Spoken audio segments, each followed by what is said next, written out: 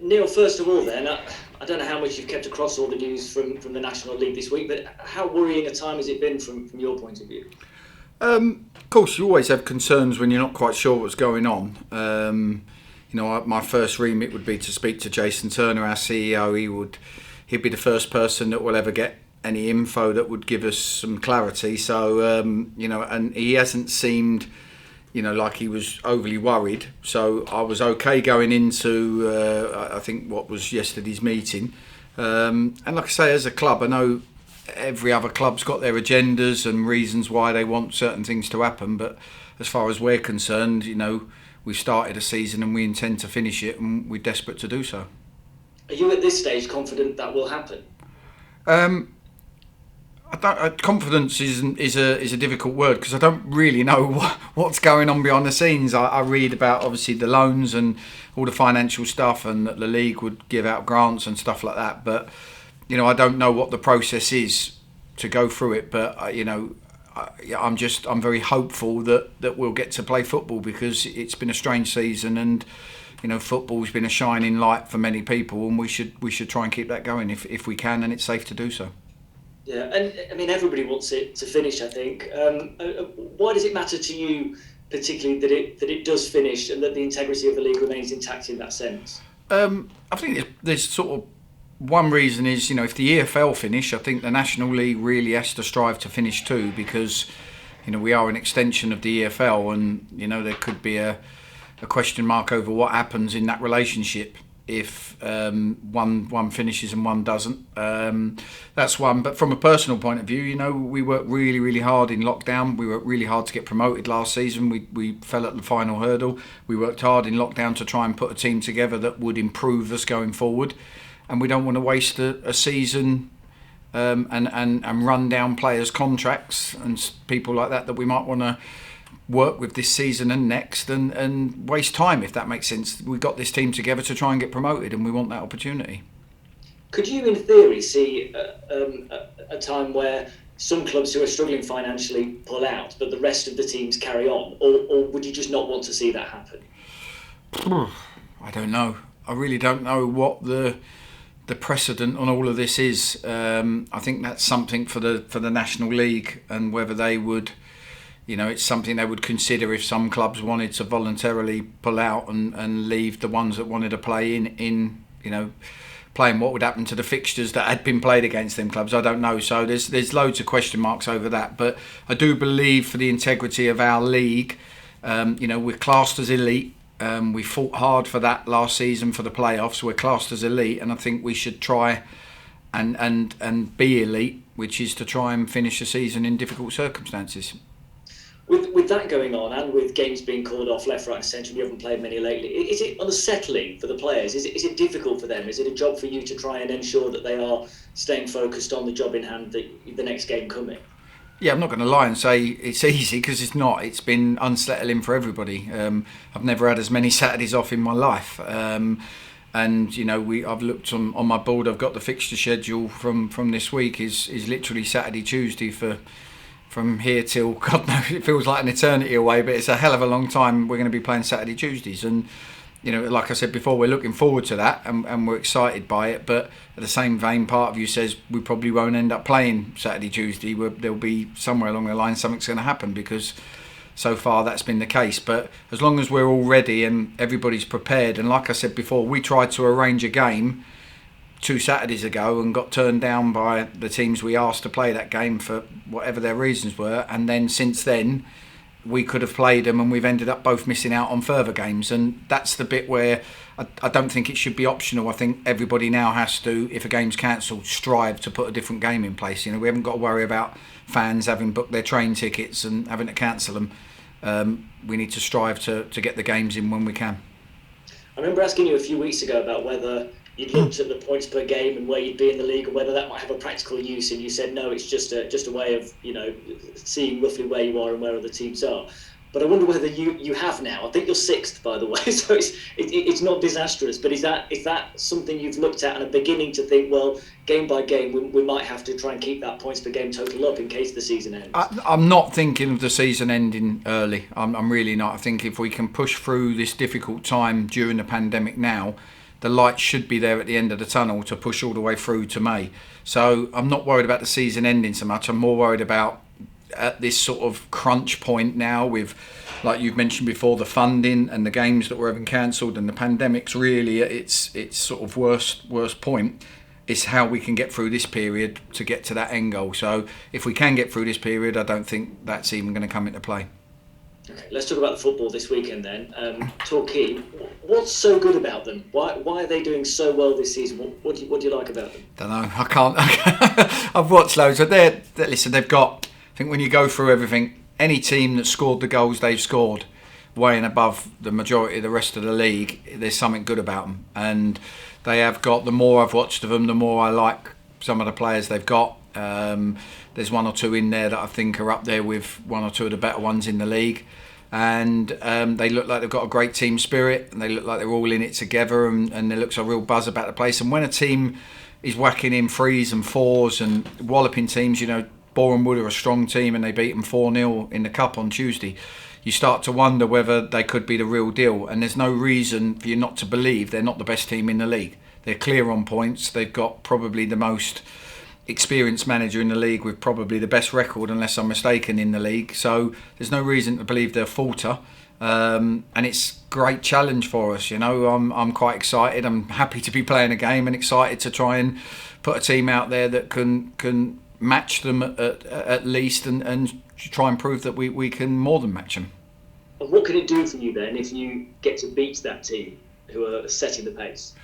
I don't think us beating any team on a one-off will do it. Other than the 3 points, it might give us a bit of a boost that we are a good team and we are one of the better teams in the league. I think it's for us is always the problem is the consistency, managing the different types of games, as you've seen already this season. I mean, we collect the data and we feel like there's probably one game on all of the data and the stats that we should probably deserve to lose this season, and we've lost 5. So the question for us is, how do we become that sort of machine that consistently churns out results like Torquay have, not just on a one-off when we play Stockport or we play Torquay and we can prove that we are a good team. We then need to go away to Dagenham or away to Sutton or away to teams and battle out and find a different way of winning games. That's going to be our Achilles heel. Come on, thanks, Neal. Thank you. Neal, just to go back to the whole league situation, funding, etc. I noticed one of the options was to suspend the league. If suspending the league guaranteed the season finished in some form or other, would you back that? No, I don't think this pandemic is going to go away in the next few weeks.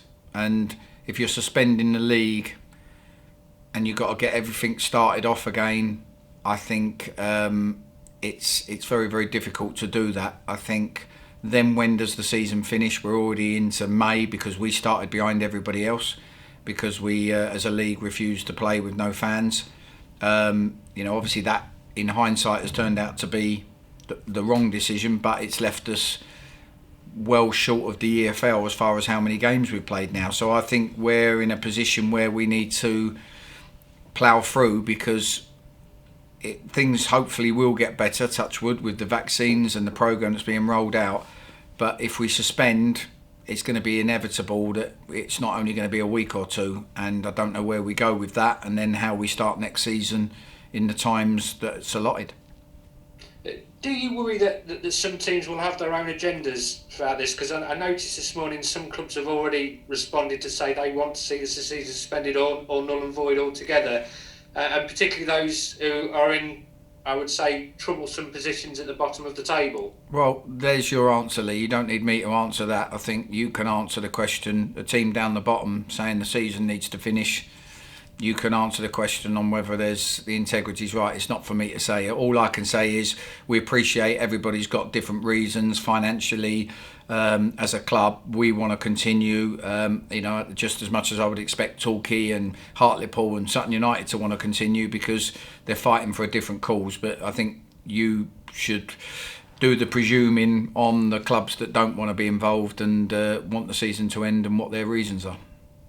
What have you made of the National League's leadership throughout this crisis as a manager, from a managerial point of view? I think the National League have brought in a new CEO, Mark Ives, I think he is, and I've heard a lot of good things about him, and I think he's going to be hands-on in trying to sort of push the league forward. There's things that aren't for me to talk about, but I don't think the structure of the board and stuff like that is how. I think there's too many conflicts of interest with how it's sort of structured, and I think there is things that do need to change going forward. Certainly up until Christmas, until Mark Ives has come in, I think the communication levels could have been better, and there's a lot more to this than just sort of being there for us to contact them. I think they need to lead a little bit, and I think it will happen under the new guy, and I hope it does, because the whole league needs to come together and make sure that we push to get through a really, really difficult time.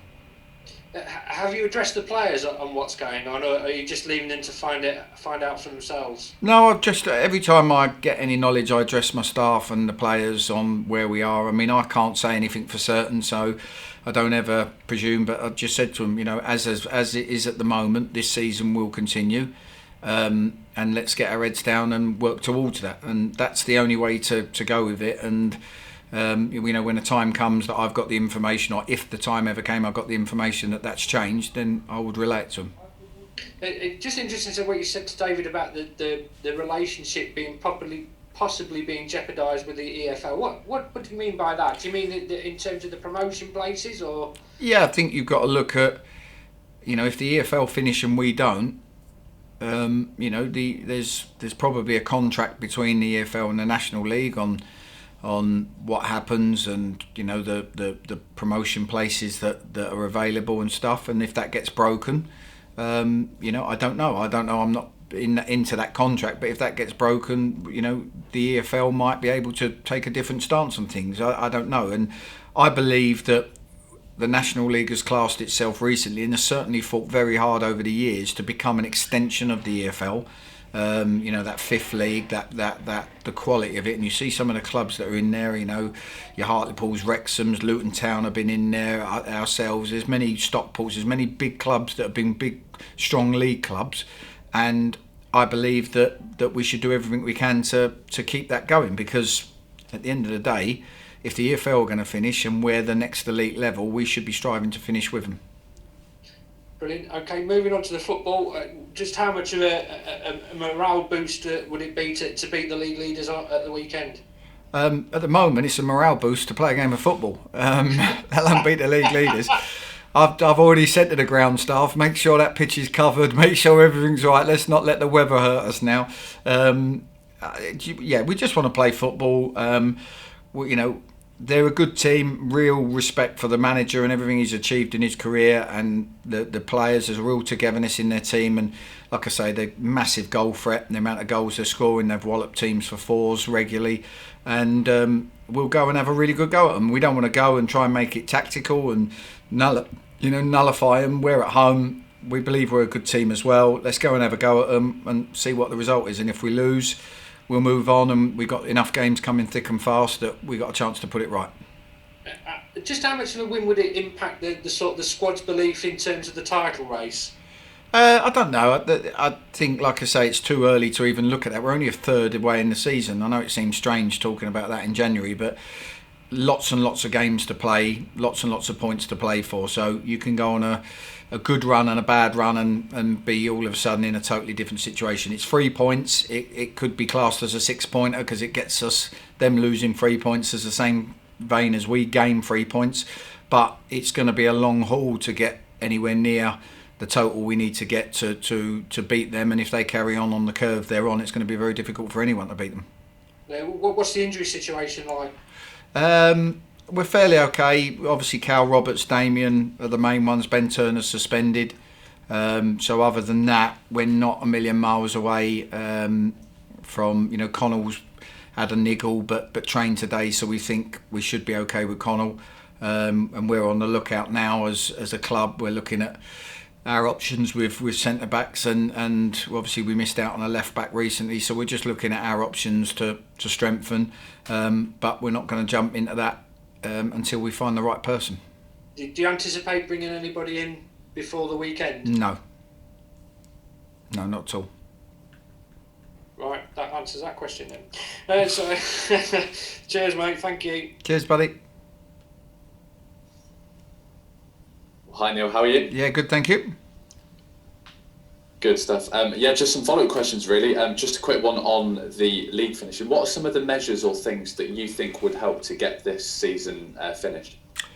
I think whenever possible, testing would be great, but I know that there might be an affordability issue. But I think as they're going along now with the quick flow testing and stuff like that, I think there's becoming more and more cheaper options out there. So I think that's one thing that certainly would make a big difference, because it helps you know where you are and keep things under control. I think the league forcing teams to play games when games get cancelled. It's quite often there's 3 or 4 games that are cancelled on a Saturday and it's cancelled on a Tuesday because a team's gone into 10-day isolation, and 2 of them teams have got to meet further down the line that game could be put in, and it frees up a Saturday or a Tuesday, and that's what we need to do, because if we keep not doing that, we will run out of midweeks. So I think they're 2 real positive steps. Like I say, we tried to play a game two weeks ago and got told that the opposition had already planned their week and weren't willing to change it, and the league said they had to accept that. And for me, that's killed us now, because since then we haven't been able to play another game, and that's got to be rearranged. And of course, there's a midweek fixture next week, but just looking a little bit ahead to the future, I think it's on the 2nd and 3rd, the Tuesday and Wednesday there. I think you guys have a spare midweek in that point. Have you had any conversations about potentially rescheduling a game for that yet at all? Or? No, we've already done that. You're talking about the 2nd of February? I think if it's the 2nd of February, we've already brought Bromley forward to that Tuesday. Is that? Right. It's not been announced. It's not been announced yet. Right. Sorry, my bag then. No, that's fine. You can talk about it, but you obviously can't mention it. It's not. So we've already brought Bromley. We've already brought Bromley, or planned to bring Bromley forward to the Tuesday, because we was playing them on the Saturday, where we're now playing Havant. So that was our only 3 midweek for about 8 weeks, and that one's gone now. Great stuff. And just to get stuck into the football, of course we last spoke on Monday about the postponement, but how's training been in the few days with the boys since then? Good, yeah. There's always challenges, whether you've got frozen pitches or then waterlogged pitches or games off, so we're trying to manage it day by day, and anyone who thinks you just stroll in and walk out on a training field is much mistaken. No, we trained hard Tuesday, we've done a lighter session today, but a lot more tactical and match prep, and we'll then do tomorrow. We'll mix that up with video analysis stuff, and really give the boys an insight into how to go about the game on Saturday. And we're due to speak to the new striker in Effiong in the next few minutes or so. What have you made of him since he's joined, and how has he trained? He's a great character. Boys love him. He's got a little bit about him. Good presence, but he's it's difficult when you first join a club. Just what does the manager expect of me? And most of the centre forwards I've worked with in my career always say they've never been asked to work as hard as they're asked to under me. And I think Innie's starting to realise that now, and I have dropped that into him that I will ask more of you than most of your managers will, both with and without the ball. So he's had a good week last week. I think he was blowing a bit in some of the sessions, but he feels a lot better now, and he's starting to sort of look the physical part that we want him to be. How important is it to you that you have those strikers that have the ability not just to stick the balls back in the net, but like you say, do the hard work off the ball as well? Yeah, it has to. Like I say, we defend from the front, we play from the back, and everyone knows that the demands that are on them. So we just feel we've got a decent balance. From Kyle being different to Elijah, from Elijah different to Jimmy Knowles, and obviously Innie gives us a whole different dimension. So we feel going into games now, my job's to sort of pick the bones out of how best we're going to win the game, and whether it's playing 2 big pace and power up front, or whether we play with a 10 in the hole and 1 down the middle, and watch this space really, because there'll be some switches during the games to try and get the best out of the group. Great stuff. And I saw on the Notts County social media that I can't remember if it was a year to the day, either yesterday or today, that Cal Roberts signed. I was just wondering a quick word on his impact since he signed for the club a year ago. Yeah, he's, like I say, he's a fantastic talent. We all know that. When we brought him in, we thought this will be great. You never know how they're going to hit the ground running, but I think as we got towards last season, he scored 6 in 6 and people could see what he had to offer. Straight away, I think we saw someone that the fans are going to love watching and relate to, and the sooner we can get him back physically to his best, the better for everybody. And looking ahead to the game at the weekend, on the pitch, what kind of tests are you expecting Torquay on your side? I think first and foremost, they're a really good team that have got massive threats going forward. I think their goals 4 column sort of absolutely blasts everybody away, and there's too many games they've scored 3s and 4s and 5s, and ultimately that's your first port of call, that you don't want to have to play in a game and score 3 goals to get a draw. You need to be playing in a team and scoring 1 or 2 goals to win the game. So we've got to make sure we're brilliant without the ball, but that's not to say we're going to go and defend, because we're not. We're at home and we want to make it a good game, and we don't want to make it a tactical game where we're trying to stop them playing. We want to have a go at them. They're going to want to have a go at us, but we've got to be really good without the ball, and if we're not, then their goals record will tell you we're going to be in trouble.